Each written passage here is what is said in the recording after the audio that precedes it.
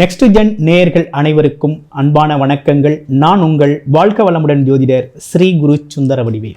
இப்போ பார்த்தீங்கன்னா இந்த 2025 கார்த்திகை மாதம் 13ஆம் தேதி நவம்பர் 28ஆம் பாருங்க, சனி பகவான் வக்ரவ நிவர்த்தி அடைகிறார். இது திருக்கணித முறைப்படி வக்ரவ நிவர்த்தி அப்படிங்கிறது நடக்குது. இந்த வக்ரவ நிவர்த்தி அப்படின்னு பார்த்தோம்னா, அவர் பார்த்தீங்கன்னா திருக்கணித முறைப்படி மீனம் ராசியில் வக்ரவம் ஆயிருந்தார். இப்போ வக்ரவ நிவர்த்தி ஆகிறார். இந்த சனி பகவான் வக்ரவ நிவர்த்தி ஆகிறதுனால ஒவ்வொரு ராசிக்கும் என்ன விதமான பலன்கள் இருக்க போகுது அப்படிங்கிறதை பற்றி விரிவாக நம்ம பார்க்க போகிறோம். சனி பகவான் அப்படின்னு எடுத்துக்கிட்டோம்னா தொழில்காரகர், ஜீவனக்காரகர். அதே நேரத்தில் பார்த்தீங்கன்னா பொதுஜன தொடர்புகளில் இருக்கக்கூடிய ஒரு அமைப்பு, மதிப்பு மரியாதை, அதே போல் உழைப்பு சார்ந்த விஷயங்கள், இயந்திர தொழிற்சாலைகள், தொழிலாளர்கள் சம்பந்தப்பட்ட விஷயங்கள், இப்படிப்பட்ட விஷயங்களுக்கெல்லாம் பார்த்திங்கன்னா நம்ம சனி பகவான் தான் காரகராக வர்றார். அப்படிப்பட்ட காரகர் ஒவ்வொரு காலகட்டத்திலையும் ஒவ்வொரு விதமான விஷயங்களை கொடுப்பார். சனி பகவானை பொறுத்த வகையில் பார்த்தீங்க அப்படின்னா நீதிமான், நேர்மையானவர், உண்மையானவர். அவர் ஒவ்வொரு காலகட்டத்திலையும் ஒவ்வொரு விதமான அனுபவங்களை கொடுக்கறதுல மிகவும் முக்கியத்துவம் வாய்ந்தவராக இருக்கார். இவரோட அனுபவங்கள் தான் பார்த்தீங்கன்னா வாழ்க்கையை அடுத்த கட்டத்துக்கு நகர்த்தி கொண்டு போகிறதுக்கு மிகவும் பயனுள்ள வகையில் அமையக்கூடிய வகையில் அமைஞ்சிருக்கும். அப்படிப்பட்ட சனி பகவான் அப்படிங்கிறவர் வருகின்ற நவம்பர் 28ஆம் தேதி பார்த்தீங்கன்னா வக்ரவ நிவர்த்தி அடைகிறார். இந்த வக்ரவ நிவர்த்தி அப்படிங்கிறது உங்களுடைய ராசிக்கு எப்படி இருக்க போகுது அப்படிங்கிறத இப்போ நம்ம டீட்டெயில்டாக பார்ப்போம். தனுசு ராசி காலச்சக்கரத்தின் 9வது ராசியாக இருக்கக்கூடிய தனுசு ராசி அன்பர்களுக்கு இந்த சனி பகவானின் வக்ரவ நிவர்த்தி அப்படிங்கிறது உங்களுக்கு நல்ல மாற்றத்தை தரக்கூடிய வகையில் அமைஞ்சிருக்கு. இவ்வளவு நாளாக உங்கள் ராசிக்கு எப்படி இருந்துச்சு அப்படின்னா, ராசிக்கு 4ஆம் இடத்துல சனி பகவான் வக்ரகதி நிலையில்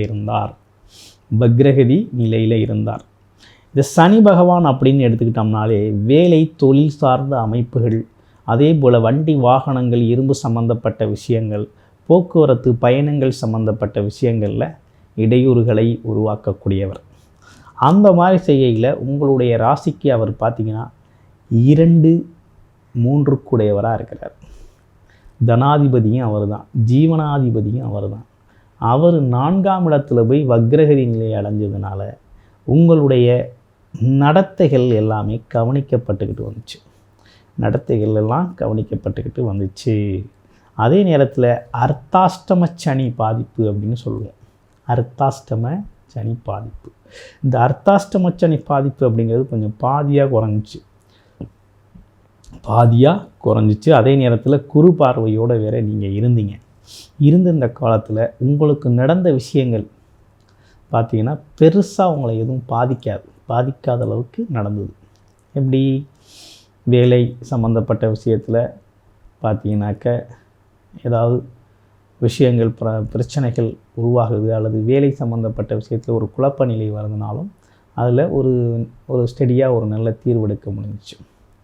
அடுத்து பாருங்கள், வண்டி வாகனம் சம்மந்தப்பட்ட விஷயத்தில் சின்ன தடுமாற்றங்கள் இருந்தாலும் ஒன்றும் பெருசாக அவங்கள பாதிப்பு அப்படிங்கிறது இல்லை.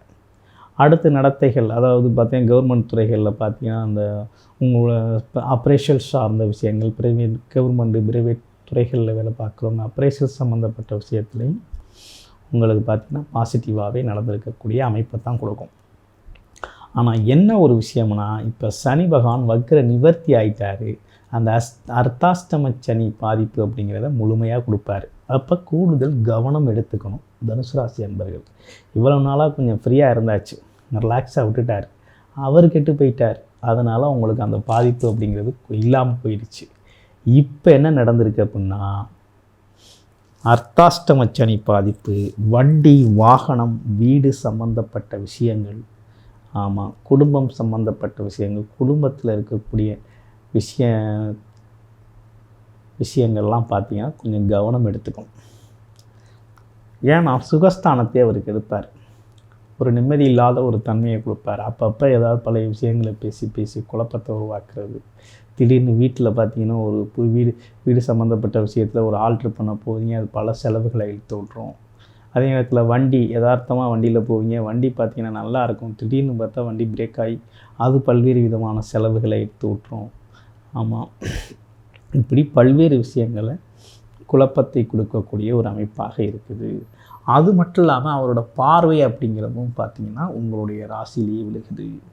அப்போ என்னென்னா பார்வை விழுகிறதுனால எப்படி இருக்கும்னா எப்போதுமே வேலை, தொழில், வருமானம் அப்படின்னு போடக்கூடிய ஒரு அமைப்பை கொடுத்துரும்.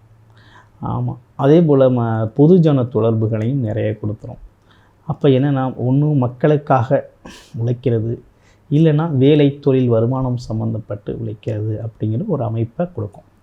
இப்படிப்பட்ட அமைப்புகள் இருக்கக்கூடிய இந்த காலகட்டத்தில் இந்த அர்த்தாஷ்டம சனி பாதிப்பு அப்படிங்கிறது பார்த்திங்கன்னா உங்களை பொறுத்த வகையில் வேலை சம்மந்தப்பட்ட விஷயம், தொழில் சம்மந்தப்பட்ட விஷயம் சார்ந்த விஷயத்தில் கூடுதல் கவனம் எடுத்துக்கோங்க. பயணங்கள் சம்மந்தப்பட்ட விஷயத்தில் கூடுதல் கவனம் எடுத்துக்கோங்க. மற்றபடி எல்லாமே உங்களுடைய பிறப்பு ஜாதகத்தின் திசாபுத்தி நிலை எப்படி இருக்குது அப்படிங்கிறத பார்த்துக்கிட்டு நீங்கள் புது முடிவுகளை எடுக்கலாம். நன்றி. இப்போ பார்த்தீங்கன்னா உங்களுடைய ராசிக்கு சனி பகவான் அப்படிங்கிறவர் எப்படிப்பட்ட விசேஷமான பலன்களை வக்ர நிவர்த்தி காலத்தில் கொடுக்க இருக்கிறார் அப்படிங்கிறதை பற்றி முழுமையாக நம்ம பார்த்தோம். இந்த கோச்சார நிலையில் உள்ள கிரகங்களுக்கு ஏற்றாற் போல் நம்ம பார்த்தோம். ஆனால் உங்களுடைய பிறப்பு ஜாதகத்தில் சனி பகவான் எந்த இடத்துல ஸ்தான பலம் பெற்றிருக்கிறார், லக்கணத்திலே இருக்கிறாரா இல்லை ராசியில் இருக்கிறாரா, நீங்கள் என்ன ராசி, என்ன நட்சத்திர பலம் பெற்றிருக்கிறார் அப்படிங்கிறதை பொறுத்து அவருடைய தசாபுத்தி காலங்கள் எப்போ நடக்குது, திசை எப்போ நடக்குது, புத்தி எப்போ நடக்குது, அது என்னென்ன விதமான மாற்றங்களை உருவாக்கும் அப்படிங்கிறதை பற்றி முழுமையாக உங்களுடைய ஜாதகம் தொடர்பான உங்கள் ஜாதகத்தை பற்றிய பர்சனல் கன்சல்டேஷன் உங்களுக்கு தேவைப்படுது அப்படின்னா டிஸ்பிளேல தர நம்பருக்கு கால் பண்ணி அப்பாயின்மெண்ட் ஃபிக்ஸ் பண்ணிக்கோங்க. வாட்ஸ்அப் பண்ணி நீங்கள் அப்பாயின்மெண்ட் ஃபிக்ஸ் பண்ணிக்க முடியும். அப்படி பார்க்கையில் உங்களுடைய மொத்த ஜாதகத்தையும் நீங்கள் ஒரு முழுமையாக பார்த்து எந்தெந்த காலகட்டத்தில் என்னென்ன விஷயங்கள் நடக்க இருக்குது அப்படிங்கிறதை பற்றியும் எல்லா விதமான பர்சனல் கன்சல்ட், வேலை, தொழில், வருமானம், கடன் பிரச்சனை, குடும்பம் சார்ந்த விஷயங்கள், திருமணம் சார்ந்த விஷயங்கள், குழந்தைகளின் கல்வி நிலை சார்ந்த விஷயங்கள்னு அனைத்து விஷயங்களையும் நீங்கள் பர்சனல் கன்சல்டேஷனாக உங்களுடைய ஜாதகத்தின் மூலமாக நீங்கள் எடுத்துக்கொள்ள முடியும். நன்றி, வணக்கம்.